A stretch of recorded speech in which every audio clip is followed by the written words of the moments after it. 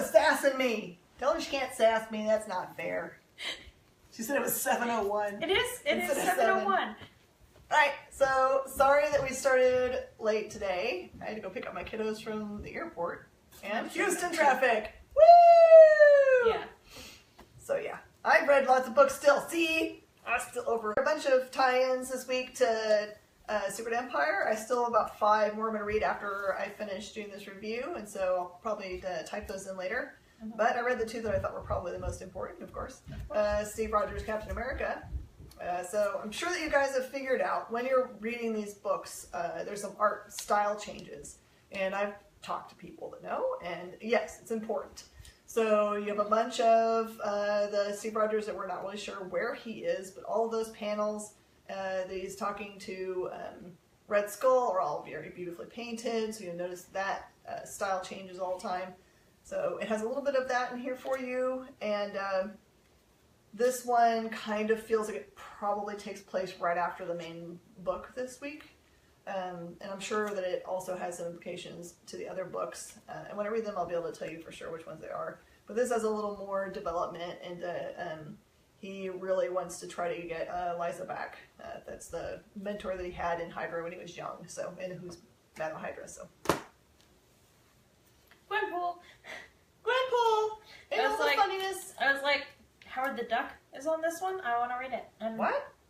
That's why? It was because Howard was on there? Howard and Groot and, well, Nova. I love Nova. Everybody love all those guys. Yes. So what's it about?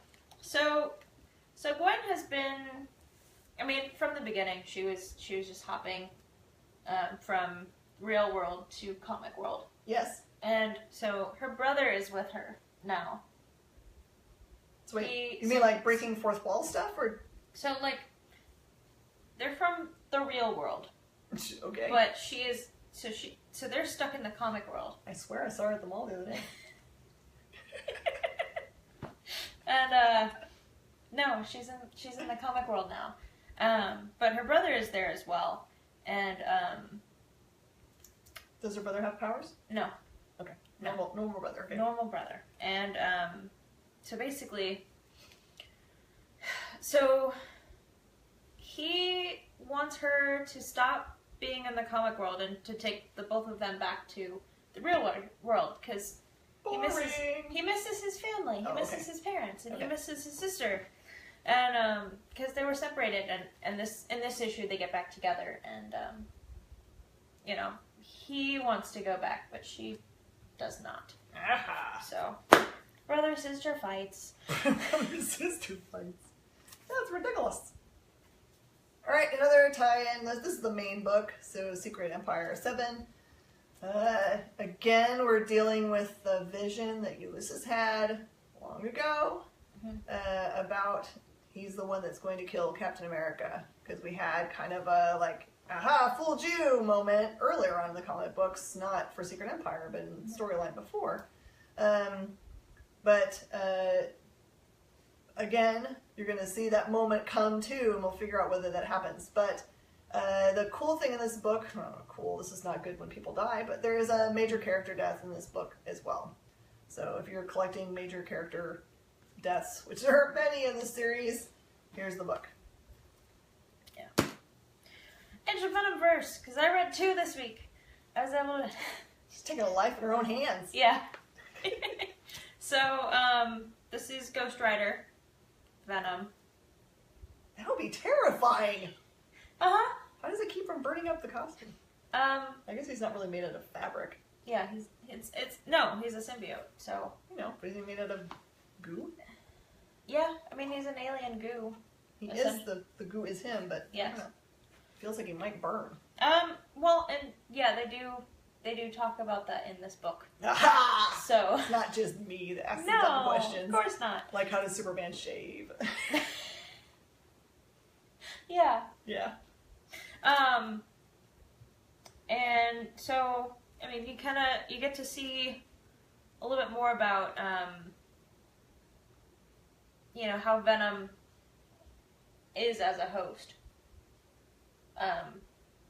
Like how he interacts with them? Yeah. Yeah, and especially since Ghost Rider is already, Robbie Reyes already has a host. Yes. So. Oh, so they've got. So he's yeah, exactly, and they touch very heavily on that, and they go into very much a lot of detail about it, and it's so good. Okay, so I have a weird question. Do you need to have read number 1 and 2 to jump in here? So this do not. Is it standalone? So far, they have been one shots. Okay, but they're like standalones. They're just each. So like the last page is really what ties it all together, really, because there's another character that comes in, and I can't say anything about it. Oh, okay. So that's the important part. Yeah, that's the important continuity part. Love it. That I can't say anything about yet. Yeah, I see. All right, one of my very favorite series of all time. Yeah. From Eisner-nominated Jeff Lemire. Black Hammer. So most of the books, like this is number 11, focus on a character or two and give you a lot of good back history for them, because they've always just given us little snippets. So this one deals very heavily with Barbara Alien's background and Gail's real sadness at being trapped on the farm or not be able to get back into the city. So as always, pulls at your heartstrings. Yeah. It's like every single book I read, I tell them, I said, what way are they going to make me cry today? No, I'll go for my favorite. In a good way. Well, for my favorite, Archie. It's how they line up. This is, so this is the new classic Archie series that they're doing. Dan Parent is doing a lot of it. I love Dan Parent. Anybody who knows me knows I love Hey, Dan. him. I saw you like 3 days ago. Yeah. Thank you for the artwork. Hearts. And so this is the new kid-friendly Archie. Oh, excellent. Yes. So not teenagery or well, murdery. No murders. No. It's not anything like the Riverdale. It's nothing like the new stuff. This one's actually just like the classic Archie. They still deal with like teenager problems, like like Archie wants to date Veronica, but she's only interested in like rich guys that have class, and that's not Archie. Like, she was like, I'm going to the opera, and he was like, oh cool, when? And she's like, well, you're not coming, I'm going with someone else, because the last time we went, you just sat on your phone. She doesn't deserve him. Well, if he's sitting on his phone, maybe he could, use a little more of classical music in his life. This one's called Your Pal Archie, huh? Yeah. It reminds me of the old style ones where they had like... Yeah, this is just like what I grew up with. Yes, these are like what I grew up with, reading my dad's old Archies. And I still get the digests and stuff from the grocery store. Yes, you do. All right. Another one that we love, love, love from Valiant. Exo Manowar. All right, so we're in issue number 5. So we're in the second series where he's Generals. The subtitle. Remember, he's stuck between this cadmium azure war, but also there's another third group of beings on this planet. They're called the Burnt. And he's kind of stuck between all of them. So he's working for the Azure, been indentured into the Azure. But the problem remains that the Azure are just using him, and they lie to him often, and there can be no good end to that. This also delved into the armor, which we have not seen him put on. So, yeah, that relationship gets talked about, and there's a cool, like, kind of hint dropped. I can't remember his current love's name, but she basically says to him, why in the world did you not tell me all these secrets your armor's been telling me? And one of them is a pretty big one that he's dropped, so it's kind of crazy. Your turn. There's someone knocking on my door, but I'm ignoring it. Because everyone I know is here. Yeah. So this one's Die Kitty Die from Chapter House. This is the number 1 of Summer Vacation. So it's a new little story arc. Also, Dan Parent. I was like, all the things. Uh-huh. I think there's a theme in your choices. So yeah, so this one, it's just like, it's set up like the Archie comics where it's like one story that, the first story is one that's going to continue to the next issue. Uh-huh. And then there's other little mini stories. Oh, cool. Yeah. And definitely not a kid's book though. Definitely not. With a name like Die Kitty Die? Seriously? Yeah. Not a kid's book? Okay. I mean, you know. So the first story is really funny. Because there's these little devils that they're on their first date. Oh my word. And they're just it's like little kids that are on like a first date. Look at orbs. Yeah, it's called something about tacos. I can't remember the name of it. The name of it? Something about tacos? No, I can't remember the actual title about People are it. gonna But be it's like looking it taco up. something. People are going to be looking it up. Something about tacos. Like, why can't I find this storyline? It's killing me. I think it's Taco Hell or something like that. All I can think of is Torchies, though. Oh my word. Because of the... Now I'm really hungry for Torchies. Sorry, I already promised the kids Chick-fil-A. Oh, that's better. I know, you're not going to be mad about that at No. all. No. I'll go to Torchies tomorrow anyway. That's true. Alright, Flash. Flash number 27. So, really, really brings to head this epic battle that's been going on since the dawn of time between Eobard Thrawn, the Reverse Flash, and Flash Barry Allen. And you've got Iris in the middle of it. So, if you want to know how that epicness ends, you should read this book, and also know it will make you sad at the end. No! Well, I tried not to read sad books this time because I read all the sad ones last time. Oh, I love the sad ones. I don't know what's wrong with me. Maybe it's because I'm so happy. I'm like, oh, I want to feel the things. Pull the trigger. Batman Detective Comics. So good. Batman's hanging out with Zatanna, right? And so it's a flashback to them when Batman was, when Bruce was 15, and you know, because they have quite a history together. He just doesn't remember it, and this is him. You know, she's going through. Oh, shit. Doesn't remember it. This is no, like seriously, there's like a whole reason that he doesn't remember it. There's a spell that made him forget, and so this is her reminding him and telling him, you know, everything that happened, and then it's also Azrael, I think that's his name. I think he has a character in there. Then yes, that's it's the fight scene with him being central as the threat. Awesome. So it's so good. All right, it's everybody else's favorite book, Shirtless Bear Fighter, number 2. All right, so if you like shooting milk out your nose from things being so funny that you can't stand it, this is your book. When last we saw Shirtless Bear Fighter.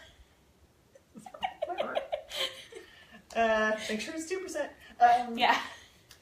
When last we saw Shirtless Bear Fighter, he was trying to battle the bears that show up in the city. They made him put pants on, of all things. It's not nearly as fun when he's got pants on. But, so yeah, they are working together. He and he's got an actual past with one of the detectives, so it's kind of cool to see him and Nam. And you get to meet the guy that's on the cover here. He's the Hillbilly Wizard, and he is hilarious. I know how much you love. He's also a pig. Not like he eats too much. He's a pig. You love wizards right now. I do. It's like one of these things. Is like, yeah. Cannot say enough good things about Shirtless Bear Fighter. Yeah. How many do you have left? I've got 2, and then I've got some Nolly things. I knew we were about even. Yeah.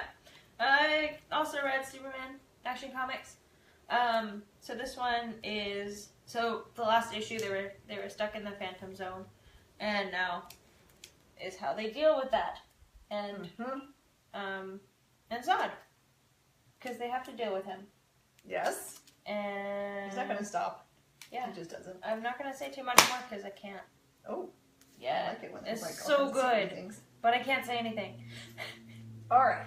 Now, there have been some amazing titles coming out of Scout Comics. I think you guys should really pay attention to this company if you have not currently been picking up their things like Solar Flare and my brain just stopped for the other books.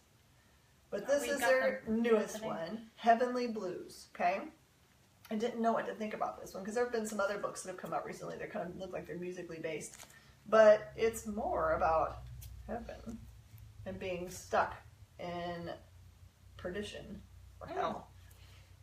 So this is an interaction between a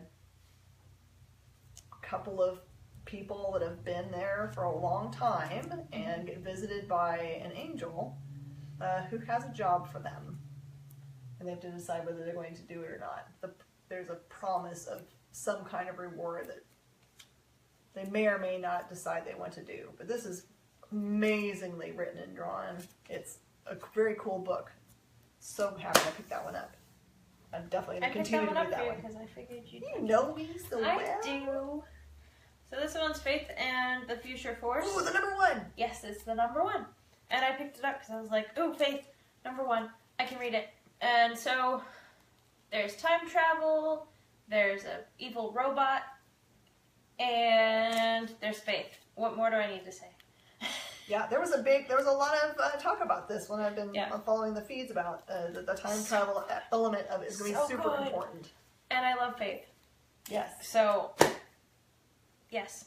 And if you guys haven't started picking up the rest of this line yet, the Secret Weapons was amazing. And the was the one number 5 that we just talked about, Harbinger Renegade that just came out, where we had a huge amount of deaths from another book. Probably okay to do the spoilers now, but if you're fans of Generation Zero, you should go and find Harbinger Renegade number 5. It will be important to your life. Yes. All right, Weapon X. This is the tie-in that's part of the Weapons of the Mass Destruction. This is part number 5 out of 6. So you probably know by now that we've got the bad guys in Weapon X program. They've already made a whole bunch of really bad cyborgs that if they get the genetics of a person, they take on their attributes. So like if they got Domino's DNA, which they did, then they can use her ability to foresee things as long as they can see them coming. So you've got those bad guys running around. Now you've got Amadeus Cho and Logan, Sabretooth, Lady Deathstrike, and Warpath all breaking into the Batch H facility, or the facility that's been doing this. And they've got 2, I thought it was 1, but they've got 2 creatures that are in Batch H that you will get to see at least one of in this book. So if you like first appearances of really awesome, like blow your mind creatures. Yeah, blew my mind. Yeah. Very cool. All right, I'm going to show you guys some stuff that I brought back from Comic-Con, just so you're aware that they exist. Now, this is one thing I'm going to tell you. I'm not 100% certain when this is actually getting released. 4 kids walk into a bank. It's a script book. So this actually has all of the notes that Rosenberg wrote as his line, like when you're writing a comic book, you write it like this is a script, and then you hand it off to the artist. The artist does a really good job of deciding what you meant by this. It's hilarious because there's lots of personal notes about how he thinks things are going to lay out, who he wants to play the parts, kind of in his brain for what he wants the characters to look like. Way more insight than if you're just regularly reading the book. You can see what, like there's some panels in which he makes suggestions for what might be in the panel, but I've read the real books and there's something else that's there. So you can kind of see what all the cool intentions were, even if they, like for alternatives. Yeah. I really love it, and I don't think 4 Kids is actually finished, but this actually has the conclusion. So if you like to spoil yourself. Yeah. Yeah. Yeah. And I found a really cool company. So this company makes a book called Stabbity Bunny. This has actually been picked up by Scout Comics, so you'll see it out through Scout Comics soon. But it is, at its heart, a story of a young girl who has Stabby Bunny as just a plushie. And Stabby Bunny actually has abilities. They're very mystic. And the little girl actually has some powers too that she doesn't really know what they are. She's unaware of them right now. And there's a whole bunch of people around her in her life that may or may not have good intentions for her. And some of them have got powers that I'm not aware of. Hers are actually really, really cool. I think you'll like this book a lot. It's not for kids. It's got violence in it, but it is it's a cartoon style, so it's not like it's supposed to be. It's very definitely not real, so you won't get confused about it. And it'll be like, oh my gosh. But I think that everyone's gonna like Stabby Bunny. Yeah, we have it next here. You go see how this works. Okay. All right, so everybody go out and find the comic books tomorrow. Comicshoplocator.com if you're not sure where to go. Yeah. And I'm going to see you guys next week at our normal time at 6 o'clock. Yes. All right. Love you guys. Bye. Bye. I'm going to read this one. Right now?